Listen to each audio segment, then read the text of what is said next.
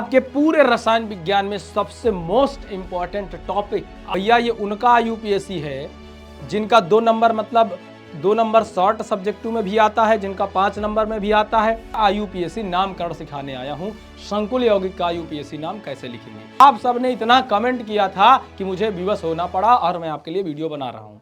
Hello प्यारे दोस्तों, क्या हाल चाल, कैसे हैं आप सब। उम्मीद करता हूं बहुत अच्छे होंगे। तो प्यारे साथियों, आज मैं आप लोगों के लिए आपके पूरे रसायन विज्ञान में सबसे मोस्ट इंपॉर्टेंट टॉपिक आईयूपीएससी, और पता है किनका भैया, ये उनका आईयूपीएससी है जिनका 2 नंबर मतलब 2 नंबर शॉर्ट सब्जेक्टिव में भी आता है, जिनका 5 नंबर में भी आता है, जिनका ऑब्जेक्टिव में भी आता है। यानी कि उपसार संयोजक यौगिक का आईयूपीएससी नामकरण सिखाने आया हूं। संकुल यौगिक का आईयूपीएससी नाम कैसे लिखेंगे, और ये साथियों आपके द्वारा ही हो रहा है। आपने इतना कमेंट किया था कि सर आईयूपीएससी नाम संकुल यौगिक का बता दीजिए, तो आप सबने इतना कमेंट किया था कि मुझे विवश होना पड़ा और मैं आपके लिए वीडियो बना रहा हूं। तो आइए साथियों, इस वीडियो पर देखते हैं। सबसे पहले हम चर्चा करें कि संकुल यौगिक क्या है। संकुल यौगिक ऐसे यौगिक होते हैं जो बड़े कोष्ठक में रखे जाते हैं, जो कोष्ठक के अंदर रखे जाते हैं। जैसे यहां पर आपको दिख रहा होगा K4 है ना, Fe और उसके बाद Cn और 6, तो ये आपका हो गया संकुल यौगिक। कह रहा है इसका ऑक्सीकरण संख्या ज्ञात करें। आज हम ऑक्सीकरण संख्या ज्ञात करने वाले नहीं है दोस्तों, आज हम नामकरण करने वाले हैं। क्या करने वाले हैं? नामकरण करने वाले हैं। तो भाई देखो, नामकरण क्या करेंगे आज हम? नामकरण। क्या करेंगे बाबू? नामकरण। क्या करेंगे? नामकरण। कैसा नामकरण? तो भैया आईयूपीएसी नामकरण। कैसा नामकरण करने वाले हैं? आईयूपीएसी नामकरण करने वाले हैं। ठीक है सर। तो आइए, अब आपके पास जैसे ये एक संकुल यौगिक दिख रहा है, तो इस यौगिक में नामकरण करने से पहले इसके बारे में हम जान लेते हैं। सबसे पहले अगर मैं बात करूं तो कोष्ठक के बाहर वाला जो ये हिस्सा है, इधर वाला, इसको बोलते हैं आयनन मंडल। क्या बोलते हैं? आयनन मंडल। क्या बोलते हैं जी? सब लोग कमेंट में लिखेंगे आयनन मंडल। और जो ये इसके अंदर वाला हिस्सा है ना, यहां से यहां तक कोष्ठक के अंदर, इसको बोलते हैं समन्वय मंडल। समन्वय मंडल। क्या जी बोलते हैं इसको?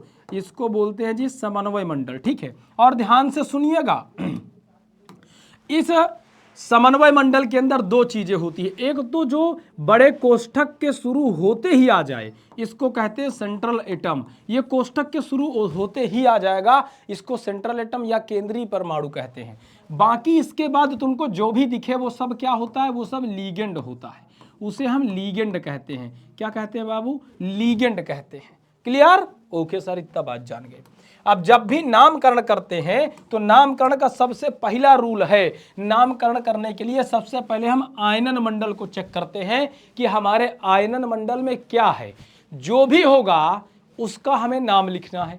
अब यहां पर आयनन मंडल में सर हमें पोटेशियम दिख रहा है, तो पोटेशियम का नाम लिख लो सीधा सीधा। तो क्या नाम हो जाएगा? पोटेशियम। क्या नाम हो गया? पोटेशियम।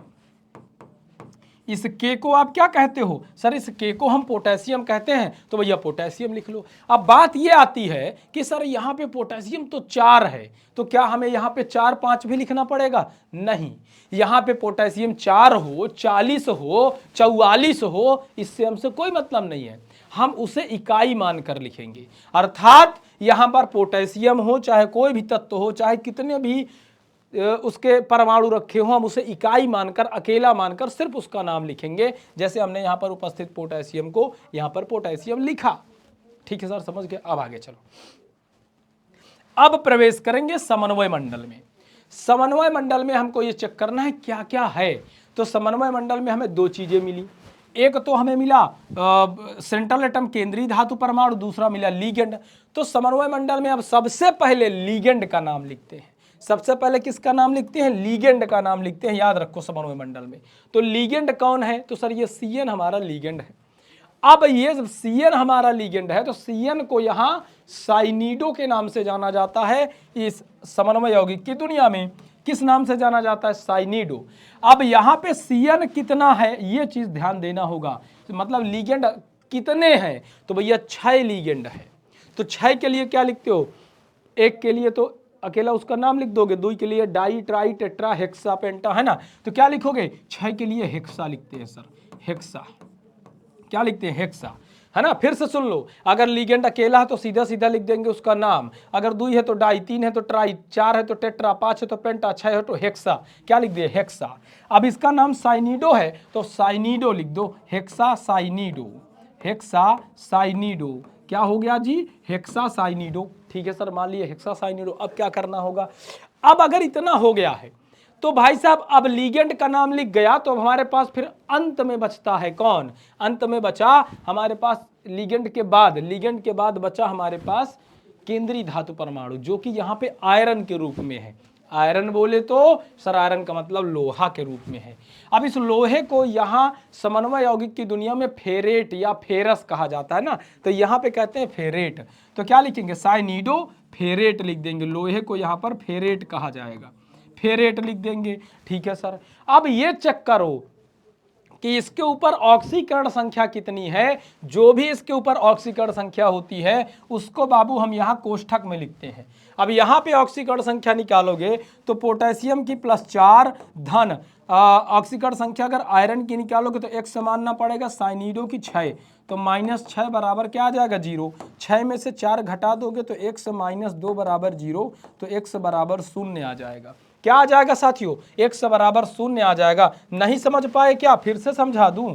देखो यहां पर आपके पास क्या है? पोटेशियम खाली, तो खाली पोटेशियम कितना? 4 है तो पोटेशियम का 4+ आ गया। आयरन का हम x मान लेंगे प्लस साइनिडो का 1 Cn पर -1 होता है, 6 Cn पर -6 हो गया, तो -6 बराबर इस पर कोई आयन नहीं है कोष्ठक के बाहर, तो 0 रख देंगे। 6 में से 4 गया 2, तो x -2 बराबर 0, x बराबर +2 आया, तो यहाँ पर रोमन अंक में उसकी ऑक्सीडेशन नंबर रख देंगे। अब अगर कोष्ठक के बाहर कुछ भी होगा तो उसका नाम लिखेंगे, कुछ नहीं है तो कुछ नहीं लिखेंगे। ये भैया नामकरण हो गया। इस प्रकार से नामकरण करना होता है। अब एक अगले उस पे चलते हैं। सर यहाँ 2 लिगेंड हैं और इसका कर लेते हैं, यदि 2 लिगेंड हो तो ठीक है, नामकरण करते हैं। क्वेश्चन है ये, पूछा है। चलिए सबसे पहले किसका नाम लिखोगे? सर सबसे पहले आयनन मंडल का नाम लिखो, लेकिन अफसोस बात यह है, अफसोस की बात यह है कि आयनन मंडल पे कुछ है ही नहीं, और जब कुछ नहीं है तो कुछ नहीं लिखना है। तो भैया आयनन मंडल पर कुछ ना होने की वजह से हम यहाँ पर कुछ नहीं लिखेंगे आयन मंडल में। डायरेक्ट आ जाओ समन्वय मंडल में। किसका नाम लिखोगे? सबसे पहले लिगेंड। लिगेंड कौन कौन है? तो लिगेंड सर जो कोष्ठक शुरुआत होते ही सबसे पहले आता है, ये तो हो गया आपका केंद्रीय धातु परमाणु, तो ये यहाँ से यहाँ तक लिगेंड हो गए। अब यहाँ पे 2 लिगेंड हैं, एक NH3 दिख रहा है सर और एक Cl2 दिख रहा है। ठीक है, तो किसका नाम पहले लिखेंगे? भैया अल्फाबेटिकल में सबसे पहला नाम किसका आएगा? Cl क्लोरीन का आएगा या फिर NH3 अमीन का आएगा? तो सर अमीन का पहले आएगा, क्योंकि NH3 जो है अमीनो होता है, ए पहले आता है। तो क्या लिखोगे? पहले अमीन का नाम लिखोगे। अब इसमें आप ये देखो कि अमीन कितना है? 2, तो लिखोगे डाई। क्या लिखोगे? डाई। अमीन को लिखते हैं अमीनो। क्या लिखोगे? अमीन को अमीनो, डाई अमीनो। फिर उसके बाद अभी एक लिगेंड हुआ, एक लिगेंड और बाकी है, इसका भी लिखो डाई क्लोराइडो, डाई अमीनो डाई क्लोराइडो। क्या लिखोगे? डाई क्लोराइडो। यहाँ पे क्लोराइड नहीं कहा जाता, इसको क्लोराइडो कहा जाता है। ये सब मैं बता चुका हूँ, पीछे वाली क्लास जरूर देख लेना, ठीक है। हाँ, इसको डाई क्लोराइडो कहते हैं। ठीक है सर, क्लोराइडो हो गया। और क्या बचा है तुम्हारे पास? लिगेंड खत्म। अब तुम्हारे पास बचा हुआ है केंद्रीय धातु परमाणु प्लैटिनम। प्लैटिनम को यहाँ प्लैटिनेट कहा जाता है, तो बस भैया प्लैटिनम लिख दो, प्लैटिनेट, प्लैटिनेट लिख दो। अब उसके बाद देखो क्या बाहर कोई आयन है? नहीं सर। क्या अंदर इधर कुछ है? नहीं है सर।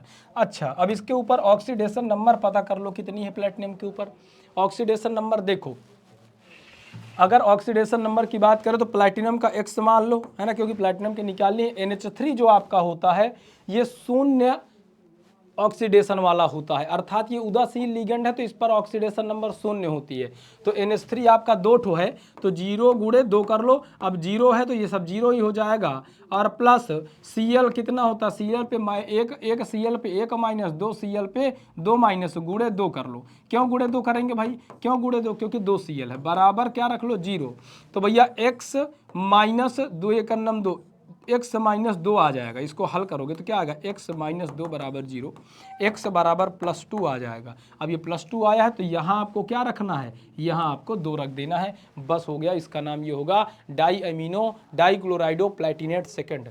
अब आइए यहाँ पे कुछ क्वेश्चन और एग्जाम में पूछे गए हैं, आप उनका नामकरण करते हैं। सबसे पहले हम नामकरण करेंगे किसका ठीक है, सबसे पहले नामकरण करेंगे किसका, हाँ 9 मिनट हो गया दोस्तों, अब जल्दी करते हैं भैया। देखो शंकर K3Al2O4 होल थ्राइज। आओ सबसे पहले किसका नाम लिखोगे, K3 मतलब आयनन मंडल में कौन है, पोटेशियम है, तो सर पोटेशियम लिख दीजिए, पोटेशियम, पोटेशियम लिख दिया सर, कोई दिक्कत नहीं सर, पोटेशियम लिख दिया सर। उसके बाद सर अब आप डायरेक्ट आ जाओ समन्वय मंडल के लीगेंड में। लीगेंड कितना है, 3 ठो है, 3 के लिए लिखेंगे ट्राई। और सर ये C2O4 को क्या लिखते हैं, ऑक्जेलेटो लिखते हैं, ऑक्जेलेटो, इसका नाम होता है ऑक्जेलेटो, तो भैया ऑक्जेलेटो लिख दो। ठीक है, ये आपका लीगेंड के नाम आपको याद करना पड़ेगा अलग से, तो पोटेशियम ट्राई ऑक्जेलेटो हो गया। उसके बाद अब बचा क्या, अब भैया एल्यूमिनियम को कहते हैं एल्यूमिनेट, क्या कहते हैं, एल्यूमिनेट, तो एल्यूमिनेट ये एल्यूमिनियम हो गया। अब एल्यूमिनियम पर पता कर लो ऑक्सीडेशन नंबर कौन सी है, तो भाई ऑक्सीडेशन नंबर अगर चेक करोगे ना